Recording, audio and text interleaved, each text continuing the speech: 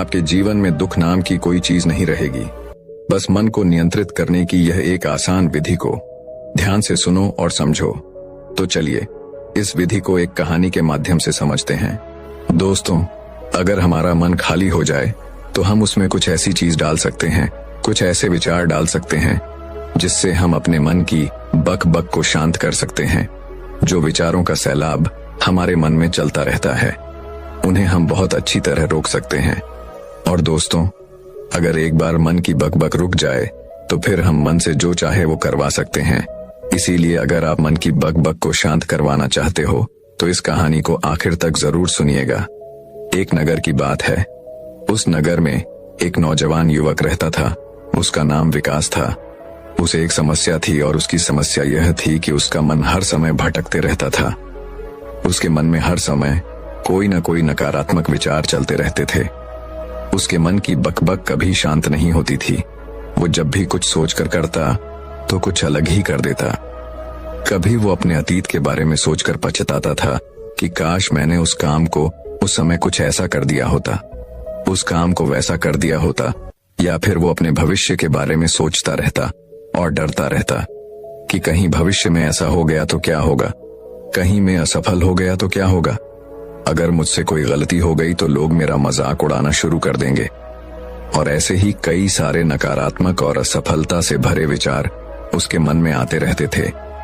विकास हमेशा ही अपने विचारों में खोया रहता। वह अपने विचारों से मुक्ति पाना चाहता था।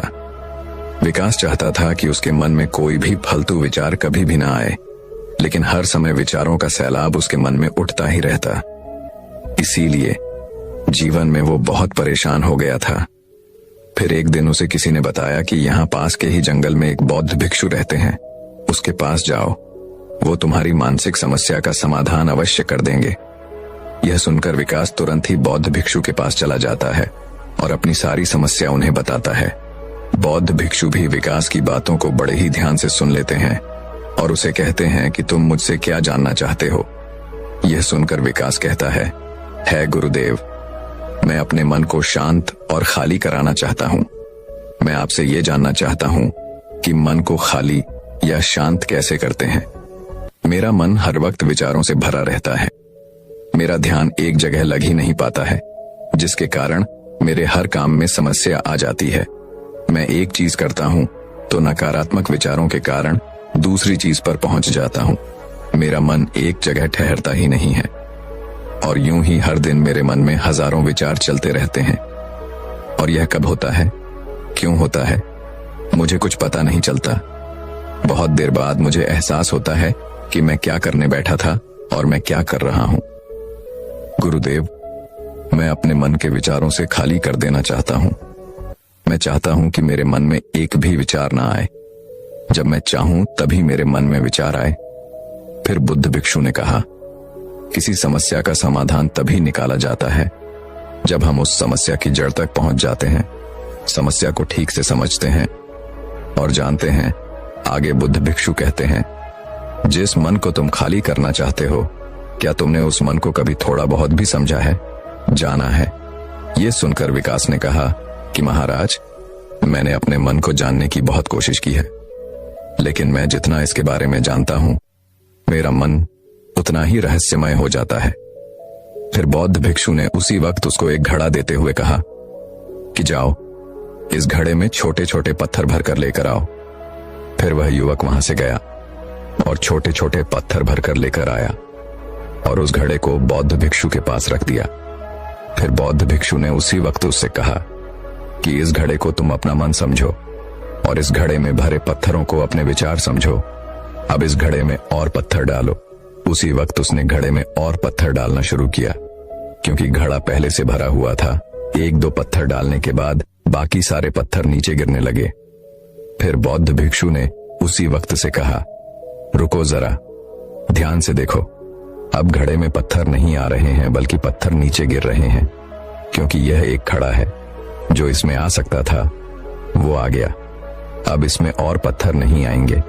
अगर दूसरे पत्थर डालने हैं तो पहले वाले पत्थरों को निकालना होगा। यह सुनकर उसी वक्त उसने कहा, गुरुदेव, मैं आपकी बात समझ गया हूं कि आप मुझे क्या बताना चाहते हैं। हमें अपने मन को विचारों से ही खाली कर देना चाहिए। विकास की यह बात सुनकर बौद्ध भिक्षु मुस्कुराने लगे और कहा, पहले मेरी पूरी बात तो सुन लो, उसके बाद मन को खाली कर लेना। फिर बौद्ध भिक्षु ने उसी वक्त को कहा कि हमारा मन एक घड़े के बिल्कुल उल्टा है, क्योंकि घड़े को तुम पत्थरों से भर सकते हो, लेकिन मन को विचारों से नहीं भर पाओगे, क्योंकि मन तो हमेशा खाली रहता है। यह सुनकर उसी वक्त उसने कहा, गुरुदेव, मुझे आपकी बातें कुछ समझ नहीं आ रही है। मन अगर खाली रहता है तो फिर हम उसे खाली करना क्यों चाहते हैं? फिर मन को खाली करने की क्या ही आवश्यकता है? फिर बौद्ध भिक्षु ने उससे कहा कि इस घड़े से एक एक करके पत्थरों को बाहर निकालो। विकास ने वैसा ही किया। वह घड़े में से एक एक करके पूरे पत्थरों को बाहर निकालता रहा और ऐसा करते करते अंततः घड़ा खाली हो गया। फिर बौद्ध भिक्षु ने उसी वक्त से कहा, देखा तुमने, जब एक एक करके तुमने पत्थरों को बाहर निकाला तो यह घड़ा खाली हो गया। अब तुम इस घड़े में कोई भी पत्थर डाल सकते हो, दूसरे पत्थर डाल सकते हो, या फिर उन्हीं पत्थरों को दोबारा डाल सकते हो। आधा भर सकते हो या फिर पूरा भी भर सकते हो। फिर वह युवक कहता है, गुरुदेव, मैं भी तो यही कह रहा हूं कि मुझे अपने मन को खाली करना है। यह तो एक पत्थर है, इसे आसानी से निकाला जा सकता है और घड़े को खाली किया जा सकता है, लेकिन गुरुदेव, मैं अपने मन को खाली कैसे करूं? फिर बौद्ध भिक्षु ने कहा, इस घड़े में एक पत्थर डालो और 2 पत्थर निकालो। यह सुनकर उसी वक्त विकास ने कहा, गुरुदेव, यह कैसे हो सकता है? जब इस घड़े में एक पत्थर होगा तो एक ही पत्थर निकलेगा, 2 कैसे निकलेंगे? फिर बौद्ध भिक्षु ने उससे कहा, ऐसा नहीं हो सकता है, तो ऐसा करो कि इस घड़े में 2 पत्थर डालो और 4 निकालो। विकास ने कहा, महाराज, ऐसा कैसे हो सकता है? यह कोई चमत्कारी घड़ा तो है नहीं कि एक डालो तो 2 निकल आएंगे, 2 डालो तो 4 निकल आएंगे। यह सुनकर बौद्ध भिक्षु ने कहा, यह घड़ा तो चमत्कारिक नहीं है, लेकिन तुम्हारा मन तो चमत्कारिक है। उसमें से अगर तुम एक विचार बाहर निकालते हो तो उसके साथ 2 विचार आते हैं, और जब तुम उन 2 विचारों को पकड़ते हो तो उसके साथ 4 विचार निकलते हैं, और फिर ऐसा करते करते विचारों की एक लंबी श्रृंखला बन जाती है, और फिर तुम कहीं नहीं रुकते, एक के बाद एक विचारों को पकड़ते जाते हो। यह मिट्टी का घड़ा तो पत्थरों से भर जाएगा, लेकिन तुम्हारा मन कभी नहीं भरता। वह हमेशा खाली है, लेकिन वह खाली नहीं करता। यह इस मन की माया है कि सब कुछ है, लेकिन फिर भी कुछ नहीं। फिर उस युवक ने कहा, गुरुदेव, मैं आपकी बात समझ रहा हूं, लेकिन क्या मैं हमेशा अपने विचारों के जाल में ही फंसा रहूंगा? क्या मन के इस माया जाल से निकलने का कोई रास्ता नहीं है? फिर बौद्ध भिक्षु ने कहा, इस मिट्टी के घड़े में आधे पत्थर भर दो। फिर उसी वक्त विकास ने ऐसा ही किया। फिर बौद्ध भिक्षु ने कहा, अब इन पत्थरों में से कोई एक पत्थर चुनो और उस पत्थर की एक छोटी सी मूर्ति बनाकर मुझे दे दो। मैं जानता हूं कि तुम एक अच्छे कलाकार हो। विकास ने एक पत्थर निकाला और उस पत्थर को बौद्ध भिक्षु के सामने ही तराशने लगा। पत्थर को तराशते वक्त उसे लगा कि यह पत्थर अच्छा नहीं है। फिर उसने दूसरा पत्थर घड़े से निकाला, लेकिन उसे वो पत्थर भी पसंद नहीं आया। फिर उसने तीसरा पत्थर निकाला, लेकिन वो तीसरा पत्थर भी उसे पसंद नहीं आया। उसका रंग अच्छा नहीं था। ऐसा करते करते उसी वक्त उसने सारे ही पत्थरों को बाहर निकाल दिया। उसी वक्त उसको ऐसा करते हुए बौद्ध भिक्षु बड़े ही ध्यान से देख रहे थे। फिर बौद्ध भिक्षु ने उससे कहा कि जो तुमने सबसे पहले पत्थर निकाला था, उस पत्थर को यह समझकर तलाश दो कि इसके बाद तुम्हारे पास कोई और पत्थर नहीं है और यह एक ही पत्थर तुम्हारे पास है। फिर उसी वक्त से, जैसा गुरुदेव ने कहा, उसी एक पत्थर को लेकर तलाशना शुरू किया और उसने उस पत्थर से एक बहुत ही सुंदर मूर्ति बनाई और बौद्ध भिक्षु को भेंट की और बौद्ध भिक्षु से कहा, गुरुदेव, इस पत्थर से इतनी सुंदर मूर्ति बन सकती थी, मैं ये सोच भी नहीं सकता था। उस युवक की बात सुनकर बौद्ध भिक्षु ने कहा कि जब तुम्हारे पास और कोई दूसरा विकल्प नहीं होता है, तब हम उस विकल्प में ही संपूर्ण ऊर्जा लगाते हैं और उसी को सबसे बेहतर बनाते हैं। और जब हमारे पास कई सारे विकल्प होते हैं तो हम पत्थर चुनते भी नहीं और मूर्ति बनती भी नहीं। हमारा मन भी एक विचार के पीछे हजारों विकल्प खोल के रख देता है और एक मुख्य विचार को छोड़कर उन हजारों फालतू के विचारों में उलझकर हम रह जाते हैं। फिर उसी वक्त उसने कहा, गुरुदेव, मैं आपकी बातों को बहुत अच्छे से समझ गया हूं, लेकिन अब मुझे क्या करना चाहिए? कृपया आप मेरा मार्गदर्शन करें। बौद्ध भिक्षु ने उसी वक्त उससे कहा कि मन को खाली करना, साफ करना 1-2 दिन का काम नहीं है, यह बहुत लंबी प्रक्रिया है। तो क्या तुम इसके लिए तैयार हो? वह युवक कहता है, जी गुरुदेव, तैयार हो, चाहे कितनी भी लंबी प्रक्रिया क्यों ना हो। फिर बौद्ध भिक्षु ने उसी वक्त से कहा कि मन को खाली और नकारात्मक विचारों से दूर रखने के 6 तरीके हैं। आओ उन्हें एक एक करके समझते हैं। पहला तरीका है कि ऐसे लोगों का साथ छोड़ दो जो तुम्हें कमजोर, पिछड़ा हुआ, लक्ष्यहीन महसूस कराए। अक्सर हमारे आसपास ऐसे लोग होते ही हैं जो हमारे पद और धन में ऊपर होते हैं, और इसी पद और धन के घमंड में वह अपने नीचे के लोगों को कुछ भी नहीं समझते। इसलिए ऐसे लोगों के पास रहना ही नहीं चाहिए, और ऐसे लोग अपने से छोटे लोगों को हमेशा यही महसूस कराते हैं कि आप कितने छोटे हैं, और इसीलिए वो छोटे लोग अपने जीवन में कुछ बड़ा हासिल कर ही नहीं सकते। इसके अलावा कई बार हमारे मित्र और घर परिवार के सदस्य भी ऐसे होते हैं जो अक्सर हमें छोटा महसूस कराते हैं, हमें नीचा दिखाने की कोशिश करते हैं, लोगों के सामने हमारा मजाक बनाते हैं। तो ऐसे लोगों से जितना दूर हो सके उतना दूर रहो। ये लोग ऐसे होते हैं कि तुम्हारी नजरों से तुम्हारी गिराना की दूर करके तुम्हें लक्ष्यहीन बनाते हैं, और फिर तुम्हें खुद की काबिलियत पर शक होना शुरू हो जाता है। तुम्हारे अंदर खुद के प्रति नकारात्मक भावनाएं आ जाती हैं, और ये नकारात्मक विचार तुम्हें मानसिक तनाव और चिंता की ओर ले जाते हैं। फिर बौद्ध भिक्षु दूसरा तरीका बताते हुए कहते हैं कि तुम बहुत ही कम और चुनिंदा लोगों को ही अपना मित्र बनाओ। ऐसे लोगों को ही अपना मित्र बनाओ जिससे तुम कुछ सीख सकते हो, जिनकी तुम इज्जत कर सकते हो, जो तुम्हारी भावनाओं को समझ सके, जिनकी सोच तुमसे मेल खाती हो, जो जीवन में तुम्हें आगे बढ़ने में सहायता करे। हमारे जीवन और चरित्र में हमारे माँ बाप के बाद हमारे मित्रों का ही सबसे ज्यादा योगदान होता है। इसलिए मित्रों का सही होना भी बहुत आवश्यक है। ऐसा कहा भी जाता है, तुम उन 5 लोगों का प्रतिबिंब हो जिनके साथ तुम सबसे ज्यादा वक्त बिताते हो। अगर तुम्हारे आसपास के 5 लोग जिनके साथ तुम सबसे ज्यादा वक्त बिताते हो वे ईमानदार हैं, तो तुम भी धीरे धीरे ईमानदार होना शुरू कर दोगे। और अगर वो 5 लोग अमीर हैं तो तुम भी धीरे धीरे अमीर बनना शुरू कर दोगे। कहने का अर्थ यही है कि तुम वैसा ही बन जाते हो जिस तरह के लोगों के साथ तुम अपना समय व्यतीत करते हो। किसी महान दार्शनिक ने कहा था कि तुम मुझे किसी भी इंसान के मित्रों से मिलवा दो, मैं उसके मित्रों को देखकर उस इंसान का भविष्य बता दूंगा।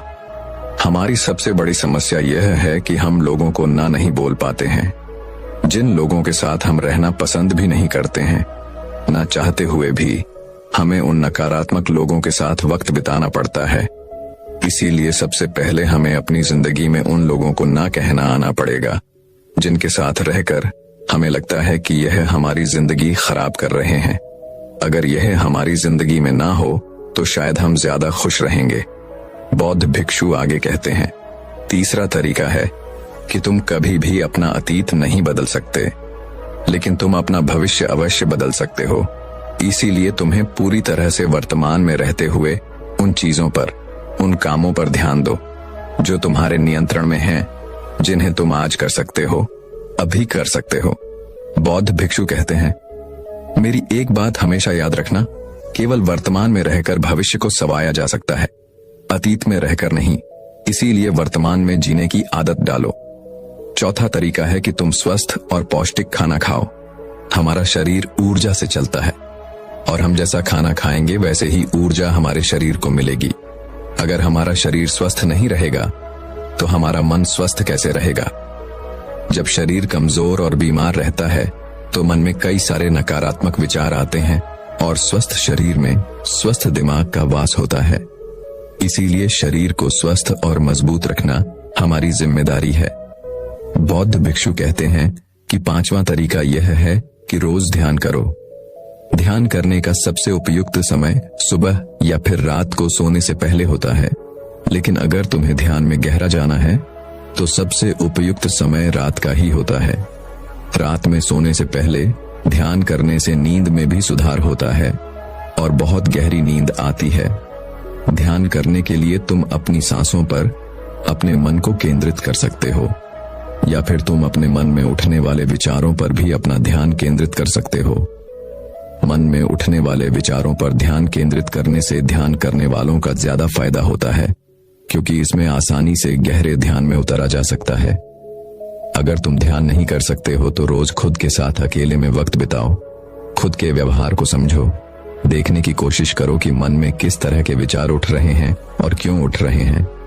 बौद्ध भिक्षु आगे बताते हुए कहते हैं, छठा तरीका है कि तुम नए नए जगह घूमने जा सकते हो, क्योंकि एक पुरानी कहावत है कि एक लंबी यात्रा आपको 100 किताबों के बराबर ज्ञान देती है।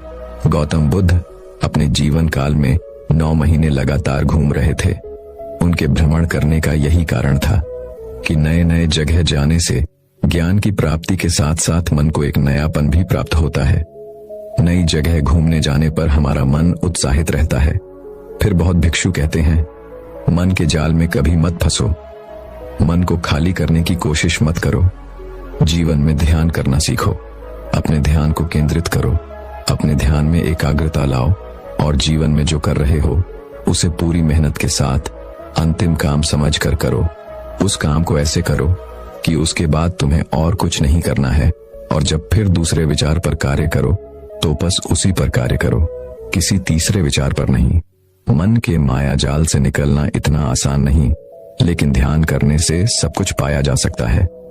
दोस्तों, आशा करते हैं आज के इस कहानी से आपने जरूर कुछ न कुछ मूल्यवान सीखा होगा। तो दर्शकों, चलिए अब इस विषय पर अगली कहानी की शुरुआत करते हैं। नमस्कार दोस्तों, कभी कभी यूं ही बेवजह किसी बात को लेकर हमारे मन में फिजूल तरह तरह के सवाल उठने लगते हैं।